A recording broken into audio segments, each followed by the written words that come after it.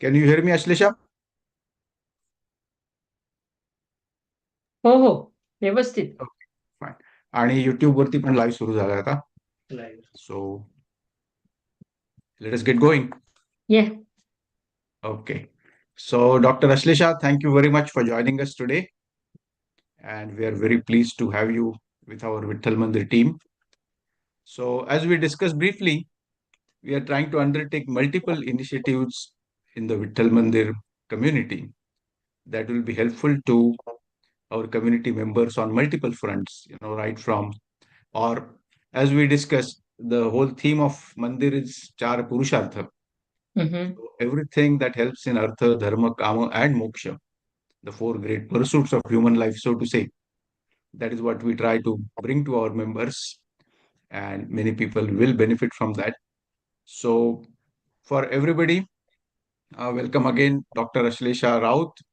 She is based in Illinois and a very, very experienced and dedicated Ayurveda, not only Vaidya, but a very, very committed proponent. She has been promoting Ayurveda and the lifestyle and the values associated with that. And I have shared with all of you earlier her resume, which doesn't even begin to do justice to what she has done for last 20 years. But we have to start somewhere. And I'm not going to spend too much time introducing her because as she starts speaking, you will start, knowing about her capabilities and her passions very easily. So, without further ado, over to you, Dr. Ashlesha. धन्यवाद. Thank you. And I'm really pleased over here to be with you. I know you mentioned about the four Purushartha, and I must tell you this that you know the main whole reason why Ayurveda was there is Acharya Charaka says this that dharmartha kama mokshanam arogyam moolam uttamam. So for achieving the whole four Purusha, so for achieving those whole four Purushartha, dharma, artha, kama, moksha, arogyam moolam uttamam. So what is the moola? What is the root? How do we do all these four Purushartha? Unless and until the whole root is arogya. Arogya again health, and that's why Ayurveda. And so I'm glad to present the whole Ayurveda series with you because that's absolutely aligns with what the whole purpose of Vitthal Mandir. So here I start. I'm sharing the uh, we will, as you all are aware, we will be doing this as a lecture series because it is impossible to explain Ayurveda in such a, one lecture. So, Bhau mentioned that why not we have the whole series, and I'm actually happy to be here with that whole series. So, today's first lecture, we will start with vibrant vitality, exploring health and healing through Ayurvedic wisdom. So, of course, the whole aspect of, if you would say, Ayurveda, I mean, of course, we will be exploring health as well as healing. And because it is through Ayurvedic wisdom, let's understand the Ayurveda first. Correct? Uh, Talking about Ayurveda, see, this whole word Ayurveda is made up of two words. One is Ayu and one is Veda. So, what is Ayu? If you think about Ayu, it's a Sanskrit word, and we can translate that word as a life. Very easily, we can translate that word as a life.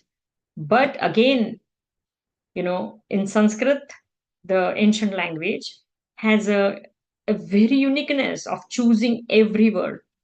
So you would see it is a life, but what is life? If someone would further ask, what is life? Then it says actually the combination of body, mind, and soul, and then that those three congruent circles when become into the center part of that is actually Ayu. So Ayurveda says that based on these three things, what founds into all three middle of it, that is Ayu and that is life. Of course, that is life. And in the same respect, when if you talk about Veda, Veda can be easily translated as science. But what is exactly the science? Or in science, there is a specific name in Sanskrit, and we call it as a Vijnana. So, what is Vijnana? Vijnana is Visheshena Jnana iti Vijnana, which means the very specific knowledge is Vijnana, not just general knowledge. And so, when sometime people would say it is a knowledge, yes, it is a knowledge, but it is not just general knowledge, it is very specific knowledge. And when we say very specific knowledge, I would further go and tell that it is a awareness. So Veda actually stands for awareness, because you cannot have just the knowledge and don't know about it. So, for example, if I would tell you that somebody would say that, yes, I know the science, or because I'm in front of laptop, I would say, yes, somebody would say, yes, I know the computers and I know the whole science of computers, and then say, I don't know computer. That is not possible, correct? And so that's how your awareness is very important, and that's why Veda can be translated actually as a awareness. And from the Veda, the word comes Vidya also, and that's how the Vidya again is a knowledge, and again knowledge is awareness. And we will talk about at the end again about this knowledge and awareness, but I'm sure you're getting my point, and that's the reason why would we call Ayurveda as a science of life, right? This is just an Ayurveda aspect of the etymological word meaning of Ayurveda. But if you again would say what is Ayurveda, then Ayurveda is an ancient traditional medical science, and which has developed during Vedic civilization. Now, when we start generally talking about the you know Vedic civilization and such a long time thing, um, people sometimes doubting about it, that why do we need all this uh, long lost, or it's not lost, although it is still alive, fully alive, but something which was way ancient. We know the Vedic civilization happened almost 20,000 years ago, and a medicine since then. And why do we need that? So I would come to the actual answer about it, but I want to share some personal thing here. So when I moved to US, and when I was, we were blessed by a baby boy, I truly realized that for every reason, I would go for to Ayurveda and open the Ayurveda books and find out, because I realized that this small angel in my life would just eat, drink milk, and then do,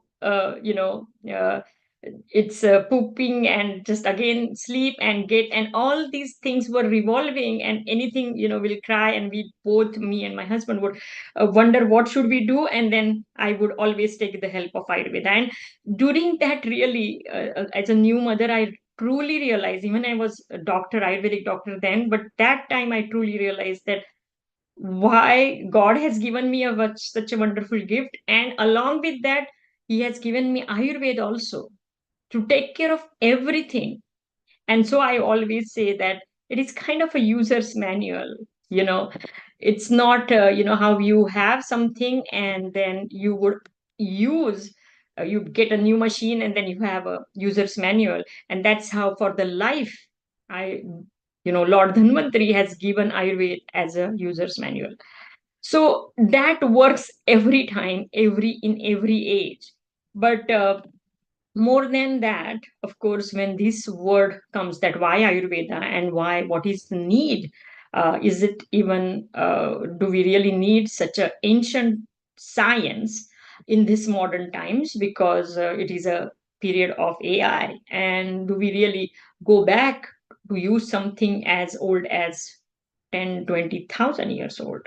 Some people do even have this question, that is Ayurveda a folklore medicine, and something as what we say, which does not have any scientific base. So first of all, the word Ayurveda answers this question, because I told you the word Ayurveda itself says that it is a science of life.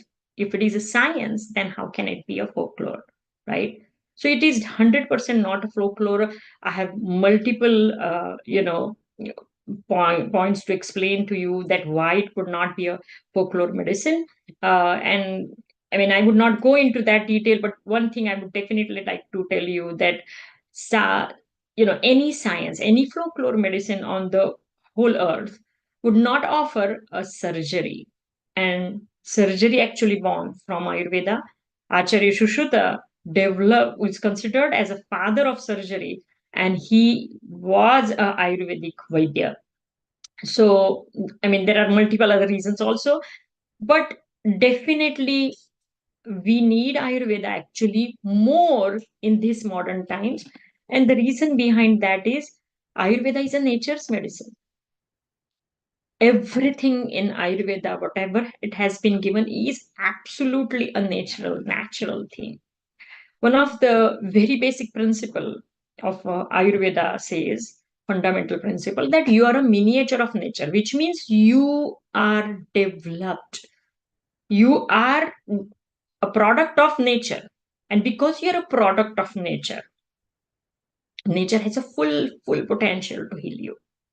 You just have to learn how do you attune with nature. And that's that's real gimmick. And that's why in this modern times, we truly need Ayurveda. If you would see the recent CDC reports, it would say that at least, see, diseases are of two types: infectious disease or communicable disease, or and non-communicable disease. So those diseases which are not really the contagious, or which are not actually come from the outside, but they are within ourselves because of our lifestyle, because of our other eating habits or certain other things. That's how some diseases are created. And according to the CDC report, actually more than 80% of the diseases fall actually are falling into this category, where you would see that it is not the infectious diseases. So somewhere we are, as a modern time people, are going away from the nature, and that is the actual aspect why we would actually use Ayurveda more, because that's how we are going to go towards the nature more. And and that's how the health is possible to come to us. One more thing is very, very important to understand, that I just said that 20,000, almost 10 to 20,000 years ago, Ayurveda started developing, and that's how it has been developed, and it is still being practiced. We here in US, we have schools of Ayurveda. Schools of Ayurveda actually shows that there is a definitely demand, and people are asking for, and that's why more and more practitioners of Ayurveda are developing. So, how is really Ayurveda unique? And there is something definitely there, that it would stand still, right, after almost 10, 20,000 years old, and it is still there. And why? What is that that makes Ayurveda such a unique science, and which makes it keep going after so many years? So, the very first thing I would say, that Ayurveda has this unique concept, excellently unique concept, and this concept is of biological individuality. So, this concept explains that we all are here, and we all have two eyes, two ears, two hands, right? And everybody maybe look differently, but we are still humans. We are same, right? But if you go in detail, then we will realize that the way we pursue the things, the way we eat and digest, the way we express our emotions, or the external psychological factor affects our mind, is can be totally different from somebody else. And that's how, even if structurally we look similar, we are still different. And the difference within us, this variation within us, Ayurveda has very well understood this under the concept of Prakriti. So, what is Prakriti? Prakriti is a body mind type, and body mind type which explains the complete genomes of our whole structure. And that's what exactly makes us different. And according to the this whole aspect of Prakriti, again, which is known as body and mind type, we actually heal or even fall sick based on our Prakriti. And we can even actually predict how we can survive or how we can easily be healthy according to the Prakriti. So, this approach of biological individuality has been first reported by Ayurveda and it is being used. And that's how the personalized medicine is now starting. But that's comes the actual aspect. And when we talk about, again, nature has made us, and nature has the ability to identify this individuality. And that's how we would, that's exactly how this individuality makes Ayurveda very, very unique. I would say a favorite word here that favorite sentence here that uh, knowing the treatments, all treatments, we really don't do the same treatment to everyone. So that way, the everyone is individual, and all everything is the only one same thing would not be generally been given in the treatment aspect also. And it is not only as a medicinal aspect, but I would say it is as also as a perspective of the preventative aspect also, it would change differently. Another very important aspect that when we talk about the health, and you will understand why I'm saying this individuality, how it differs. So, one size fits all will definitely not suit here in Ayurveda, and it becomes different for everything. And that starts from even the health. So, what is health? If we find the general definition of health, and there was an approach that people would say, yeah, health means absence of disease. But is it really the health? Is it absence of disease? Or health is something more than that? So, if you would go now and really dig on, then Acharya Shushruta has very profoundly defined the health as, and I would again like to quote here the shloka, and that shloka says, Samadoshaha samaganishcha, samadhatu malakriyaha, prasanna atma indriya manaha, swastha iti abhidhyate. So what does that mean? Is all the all the physiological aspects in your body, the energies in your body, if they are in the balanced state, the cellular level, all the systems, if they are also in the balanced state, all the processing of the excretory matter are also in the balanced state. And not only this, if you are further going and thinking that something which we don't even see, and that is mind, and as well as our senses, if they are in the state of bliss, and the whole Atman or the soul is in a state of bliss, and then we would call that person as a swastha. I specifically wanted to say this shloka because I see that the flyer which went out was titled as a swasthya, sampurna swasthya, right? And so the complete health, if we translate again that sampurna swasthya as a complete health, then you would find that again these three circles are really understood very well. We want that physical wellness, physical balance, the samasthiti of the physical thing. Then the mind. Now, when we say mind wellness, it comes to social wellness, intellectual wellness, and even emotional wellness. And that is also been considered as the swasthya. And the most important, spirit or soul, I'm using here spirit and soul as the same meaning. And that's how the spirit and the soul would also in the state of wellness. And then that's how we would define the health as that is the health, or that is the swasthya. I always like to explain here that this health is absolutely dynamic. It is not the state of staticness. You cannot say that, oh, I achieved the state health and I'm done. It never happens like that. It is a dynamic balance which you want really to look into it. And if this dynamic balance is achieved, then we say that yes, that is how Ayurvedically you are swasthya.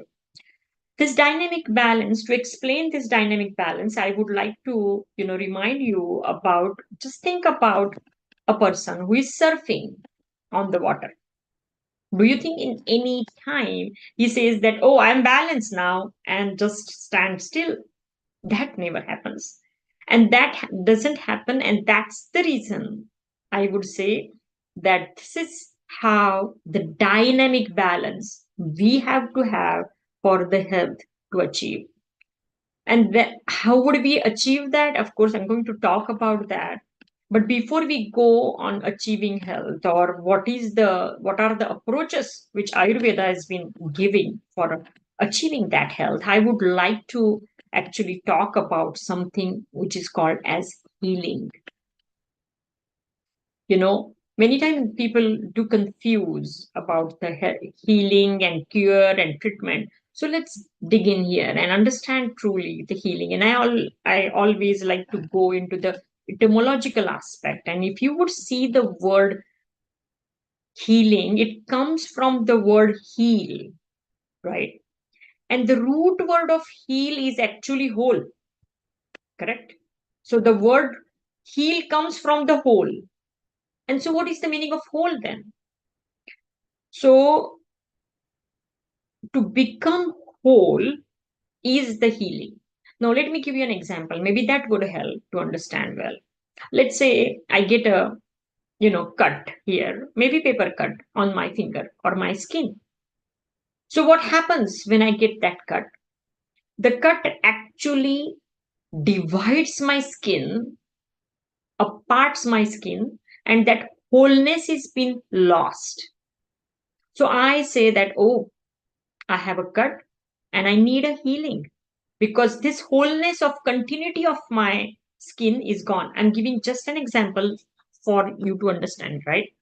And this is a simple example. So when, why applying medicine or whatever reason, or even naturally, when this whole, both the skin, the cut actually heals, means what happens? The skin comes together, and then again that continuity is restored. So the wholeness is restored, and I feel well, I feel sound.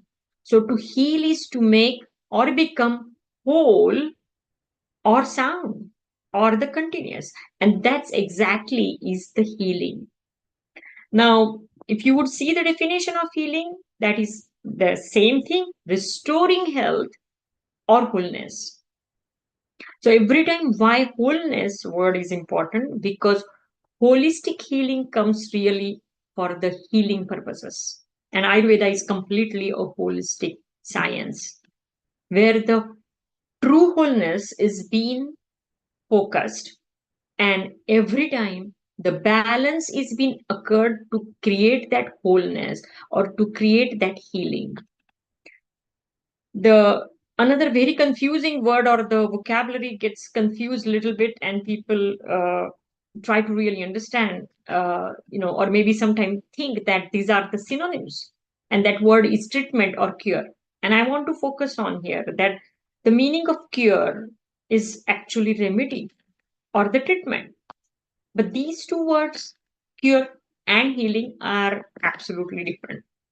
So let's see what are the differences between cure or the treatment versus healing. So the very first thing I would say is that cure is actually reactive. Meaning of reactive is there has to some disease has to be happening, or something has to be happening, and then reactively you would go for the treatment. You would not just go for the treatment, right? But healing is proactive. Healing is kind of a preventative. You could be completely healthy.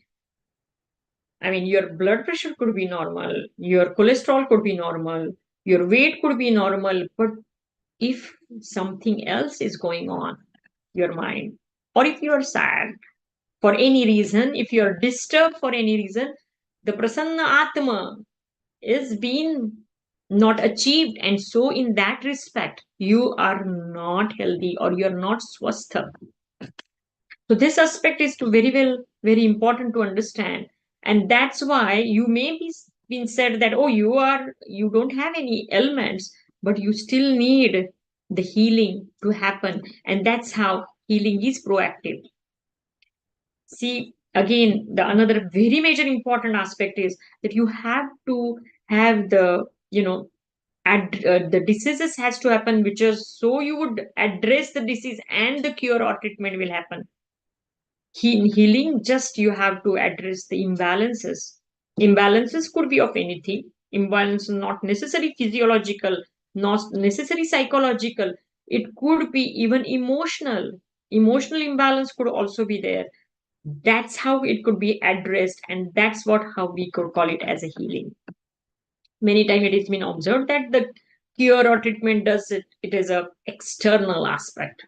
You do from the outside, whereas healing always happen within. And this is so important that within, when you really heal, then it becomes really the completeness, and again that wholeness which I was talking about. Correct? Yeah. And then in the cure, again, sickness is combat. Focus is always sickness. If you would not have sickness, the question of cure or treatment doesn't even arise. But you may not be sick, but you still need that wellness. So in healing, the focus is actually wellness and not really the sickness. And that's the all. At the end, I would say that alone can, cure cannot happen alone. Bring the health. You can cure the outer wound, and you can say that, oh, the wound is healed, but a person who has gone through the whole accident, who had the wound, may also have the scratches on his mind or the emotions. How do we heal that? And that level of healing has to happen. And then that healing happens, then only we can call it as a complete health. And again, uh, if I have to say, complete health is swasthya, correct? Swasthita ast. So that's how I just wanted to give a quick understanding about health and healing. Now let's move on to the major another aspect of Ayurveda. Again, what I was saying, swastha, that brings me to this again subject of what are the aims of Ayurveda. So again, I'm quoting here Acharya Charaka's Charaka Samhita, and it says in in the Charaka Samhita, it says, Sutrasthan, chapter 30, that swasthasya swasthya rakshanam aturasya vikara prashanam cha, which means what are the aims? So very first aim is to preserve the swasthya rakshanam. Swasthya means health. So the preserve the swasthasya, who already healthy. Swasthasya means the person who is already healthy, preserve his health. Rakshanam means preserving or the protecting the health of who is already healthy. And as I was telling you, dynamic balance, right? Health is a dynamic balance, and that has to be protected, because it is not the static state that, oh, I achieved the swasthya, now I'm forever swasthya. No, the weather will change, the time will change, the aging will happen, the season will change. Even in the day and night, the things can change. So protecting the swasthya is very important. Is already swastha, right? But along with this, there is another aspect also why Ayurveda was developed, and that is the main aim of Ayurveda, and that is Aturasya vikara prashamanam cha. So which means atura means the person who is suffering from something, right? Suffering from disease. So his vikara, his disease has to be treated, and that's also is the cause. But very first aspect why Ayurveda was developed, or what is the aim of Ayurveda, and that is health, protect and preserve the health of healthy. Having said that, I would like you to now go with understanding about how exactly the Ayurveda practice works. What do we do? Like we saw the principles of Ayurveda, we saw what is Ayurveda, we saw what is health, and how the healthy understanding of healing also we saw. So let's understand that when you go to an Ayurvedic practitioner or Vaidya to take a treatment, what exactly is expected, or how the Ayurvedic treatment approaches are, right? So very, very importantly, first, as based on the, you know, goal of the Ayurveda, the same thing happens. It is there is a multi-level approach has been taken, and the very first like very first important two approaches would be that we, if there is a specific imbalance or some kind of sufferings are there, we definitely intervene them and try to achieve the balance. Or even if you are healthy, you are still recommended that it is a better idea to go and see the Ayurvedic practitioner or Vaidya, because again, swasthasya swasthya rakshanam.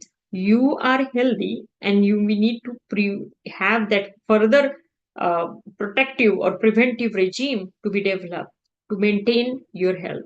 So that's how basically these are the two levels of a treatment modality. Our approaches has been taken. So what are the now treatment modalities, right? What actually happens when a person goes to a Ayurvedic aspect? So there, the treatment modality happens in the tripod of three things, and it is always, this is how in any Ayurvedic setting you would see that the treatment goes right from the diet, which is we call it as ahar or the food, how you eat the food. And I'm going to talk about more, but let's understand first these three tripod, and then the second is lifestyle, the way what you do in the whole, how is your lifestyle, or what kind of exercise you do, and all other aspects. And then at the end it comes the medicine. We don't call even if it as a medicine, we call it as a herbs, or we call it as a aushadhi. So how do we understand this aspect? And I want to give you another major principle of Ayurveda. And that major principle of Ayurveda is food as a medicinal approach. So many times people would say, oh, food, we are, so when we come to go to Ayurvedic doctor, we have restrictions on food. Is it that? Well, it's not necessary only that. It could be eat some specific food. And another major, I would like to actually share one of the experiences in my practice that I've seen many times, not just once, that I would start addressing, looking at the diet, and start recommending that you need to eat this kind of thing more, and automatically many times the the client who is coming for seeking for the balance of the health would say that I really like this very much, and how did you know that? And I said, I'm not telling you because you liking it, this is actually what you need. Now why does this happens? The reason behind that is Ayurveda believes that certain cravings are actually bodies recommending you to do certain things. So it is not the craving as in a bad sense, it is body's needs. And you would see that feeling or always having little approach towards that happens by a person, and in the very early stage of balancing in little imbalance, and of course when the major disease is manifested, then the approach could be different. But when you're little bit in imbalance state, little bit of health is not good, and then you crave for something, that is actually body is trying to tell you. So this is a body's intelligence which is guiding you towards that. and that's what you need to eat that time. So don't think that Ayurvedic doctors only would say that, okay, don't eat this. Well, actually, as an aspect of it, eat something specific and heal. That's the major thing. And you could see literally the food could be anything, you know, which would not, many times that's what we call it as a medicine, because you really have to eat the food and that's it. So first line of treatment is always considered at the food level, and as much as we can change it in food and eat certain specific food or do for further, the treatment many times really works very well. Then the second approach comes, and that is actually the lifestyle approach. If you remember, I mentioned earlier also that according to the CDC, there are more diseases which are happening because of our lifestyle. The lifestyle, the modern lifestyle has the pace, fastest pace, or many other things that we truly are becoming more and more unnatural, and that creates a problem. We believe all of you definitely are aware of circadian rhythm. That circadian rhythm means there is a clock, the clock into the nature, and the same clock is in within you. And I told you one of the very fundamental principle of Ayurveda is that you are the miniature of the nature. So you're not different from nature. You know, to give in a simple example here, we believe in the three energies, Vata, Pitta, and Kapha. So I would say, what are these in three energies? Exactly three energies you find in nature also. And these three energies are your Vata is the Vata stands for the movement energy in body, and that's what you see as air, or you would see what else you see in the nature is the sun energy, which has the capacity to transform the things, correct? And so that's how we have the pitta energy, which is responsible for digesting and the metabolism of our whole body. And then comes the last, moon. Maybe if you say air, sun, and moon, then the moon is that kapha energy which is necessary for that cooling aspect. So if you have the heating aspect, then we have to have the cooling aspect, and things has to be moved, and that's how vata, pitta, and kapha, or the sun, moon, and air. So we accept that there is a clock in the universe, in the nature, and the same clock is in within us. And by knowing this relation of you and nature, Ayurveda has defined a very, very doable dinacharya. We call it as a dinacharya, which means the daily routine. And this daily routine is being actually attuned to understand. Actually, well, if you follow this daily routine, then you will actually attune with nature. That means your clock and nature's clock will go together, and everything will start falling on its place.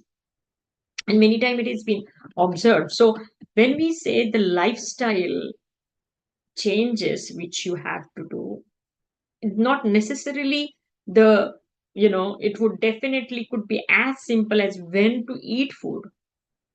It could be as simple as, breathe. We have many time it has been seen that people don't breathe correctly. It could be as simple as, sleeping on time. So not necessarily these lifestyle changes are very not doable. They are actually pretty much doable. And it is also been observed that only minimal these changes would bring the health. At least starts, the starting of the healing starts from there. And that's why these lifestyle approach. Then at the end, we come to the major aspect of aushadhi, which I said can be translated as a medicine, but it is never the drugs. The drugs, when I'm saying as the pharmaceutical drugs, and they are never like that. These are the Ayurvedic formulations, and again, completely made up of nature, natural substances, and everything is natural. Now, one more thing I would like to explain here, and that is it is not about the food which or the medicine means to eat something, right? It's not about the pills, or it's not only about the drinking or eating medicine. Medicine or the aushadhi, according to Ayurveda, are divided into two aspects. One is pharmacological and other is non-pharmacological. So non-pharmacological means literally applying the oil on your head, or taking the beautiful aromas. That can also be a aspect of treatment. Taking a massage could be aspect of treatment. That could be aushadhi. Or again, doing the meditation could also be the aushadhi according to Ayurveda.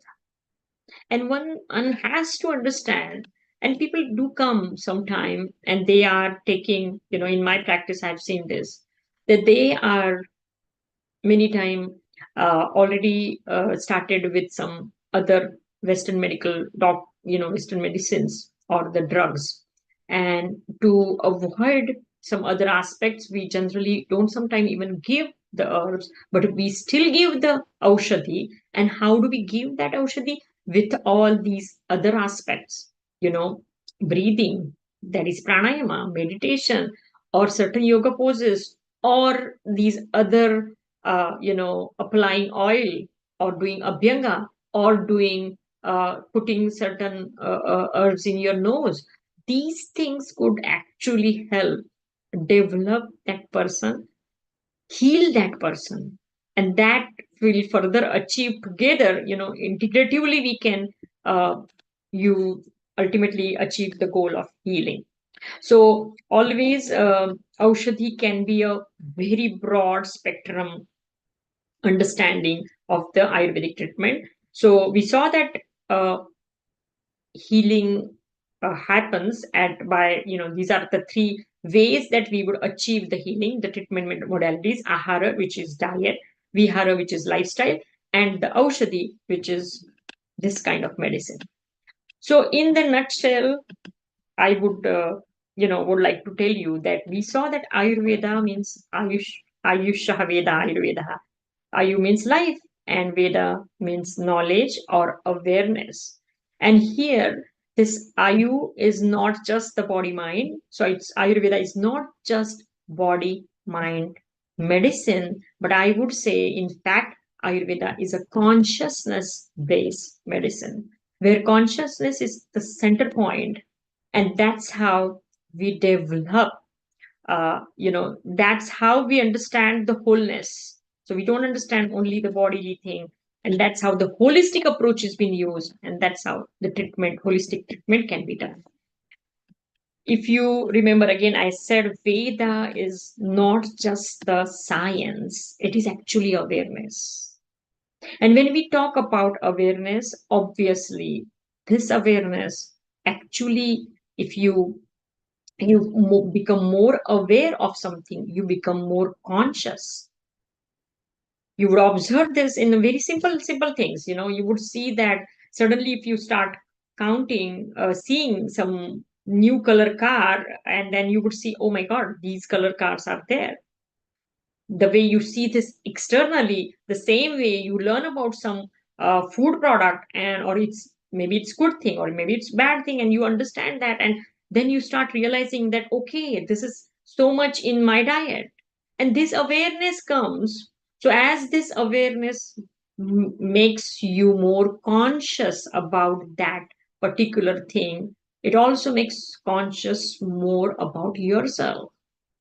And this about knowing, becoming more conscious about yourself actually creates more awareness about health. And so ultimately, this whole aspect of awareness and consciousness leads to the health. And as in the beginning, as I was saying, why do we want even health? If that is the question, then again, coming to that root aspect of the pursuing our four purushartha, or the four main goals of life, which is dharma, artha, kama, and moksha. Arogya is the root. And that's why we have, no matter what, we need to have the arogya. And that's what is Ayurveda is saying, that achieving achieving health is the main goal. And how do we again achieve the health? Of course, by following Ayurveda, or maybe by learning Ayurveda. So with this, I would like to end this our conversation by saying a very beautiful mantra. Sarve bhavantu sukhinah, sarve santu niramayah, सर्वे भद्राणि पश्यन्तु मा कश्चित् दुःखभाग् भवेत् ॐ शान्ति शान्ति शान्ति. I would quickly translate. So may all become happy. May all be free from illness.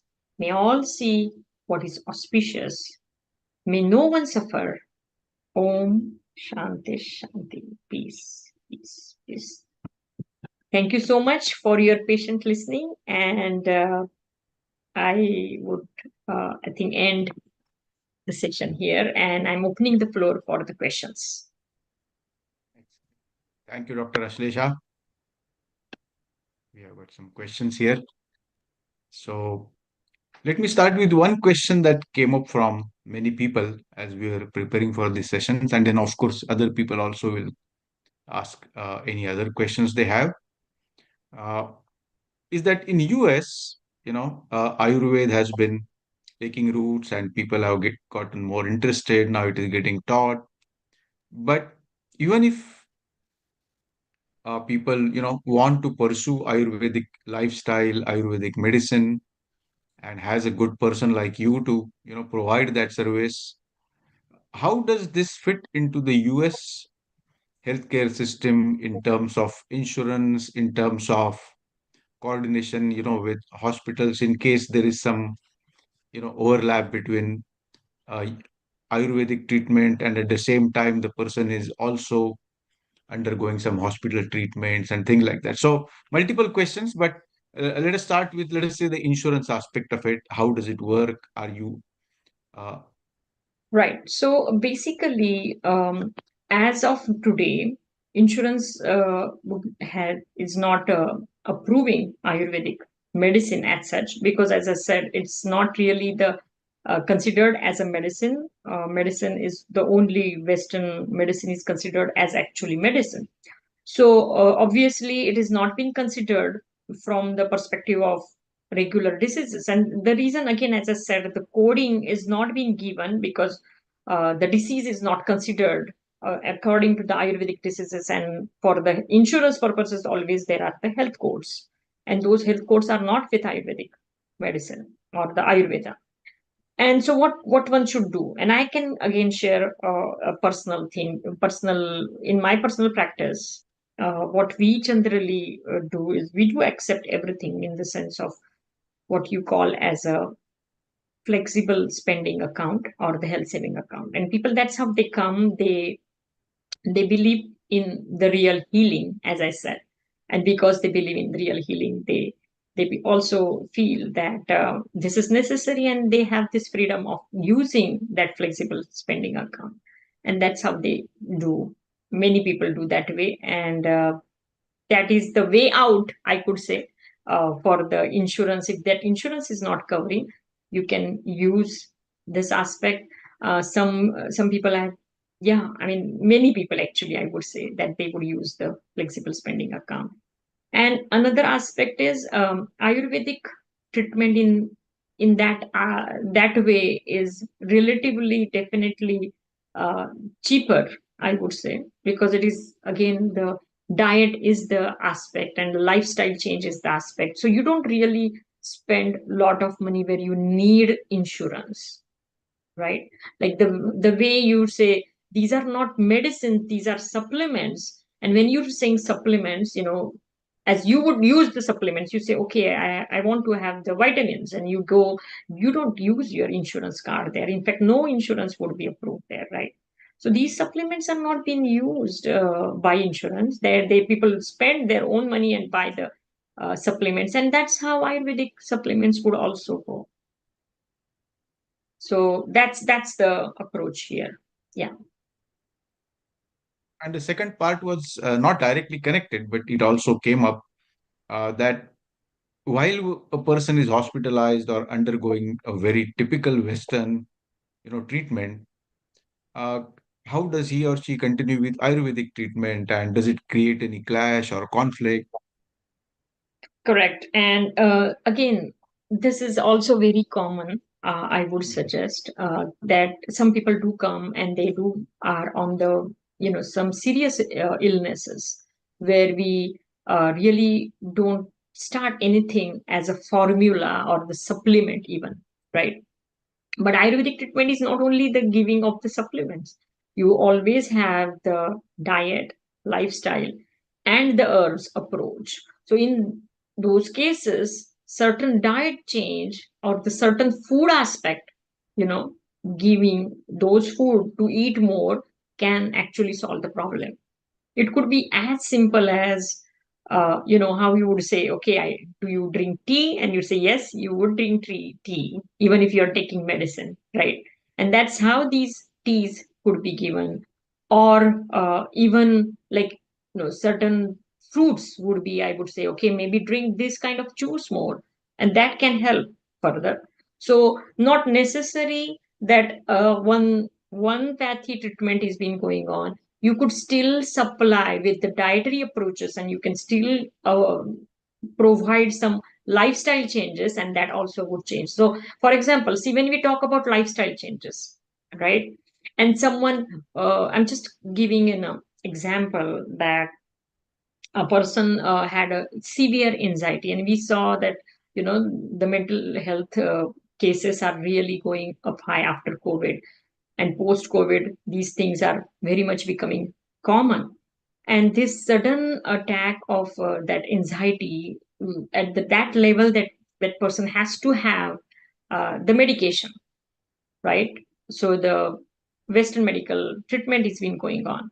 Now, this type of person who feels that need of medicine is right, so that is already taking that antidepressant or anti-anxietic medication, we can still provide a simple Ayurvedic thing, which we call it as applying oil all over the body.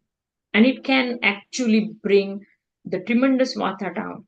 So even if that he is taking that medication, not necessarily is fully completely feeling well. Otherwise, he would not come here and ask for something else. Correct.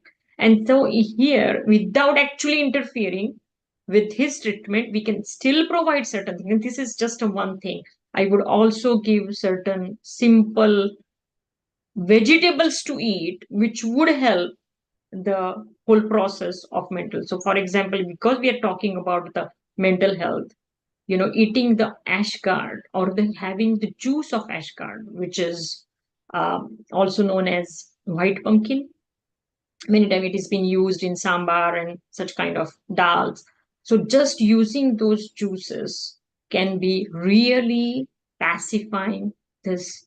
According to Ayurveda, it is a vata imbalance, and it really pacifies the vata. It works on rasadhatu, which can be translated, and you could see that it has many precursors for the serotonin, which is again the happy hormone. So these type of interventions are absolutely simple. You don't have to really worry about it, and they can still be giving you the benefit, right? Excellent. Thank you, doctor. Thank you. Any other questions? Let me take a look.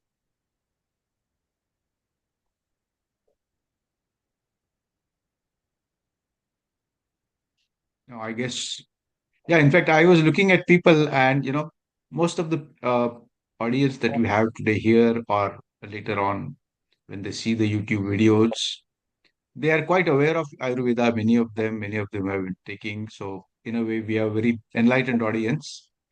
And I'm sure you have set a good stage for the remaining sessions. And in the next session onwards, I think we'll start going deeper into specific aspects that you want to talk more about. So Yes. I think this was a great start, and thank you very much for this. And what we'll do is, in case I get any more questions, I will reach out to you on email, and maybe you can answer, or we can address those questions in our next session that we'll have at the end of May. Sure, Right? absolutely. That would be fine. And this was absolutely, as I said, the basic concept. And once this foundation is laid, then it will be easier to talk on to the deeper subjects, right? That's true. And some of Or the very things that you specific always talk about, subjects. you know, I mean, these are recurring themes in all aspects of our culture, not just Ayurveda, but Samatol and the importance of use, the balance, the equilibrium, the ability to, look at it holistically. These three, four things, I think they will keep coming up again and again. And I think really each one of those is capable of bringing a significant improvement. And like you said, empower the person to pursue all the char purusharthas in a much more vigorous way. And that's the whole purpose of everything that we do anyway, right? So Yes. wonderful connection. Thank you very much, and have a good night. Thank you. Thank you. Shubharatri.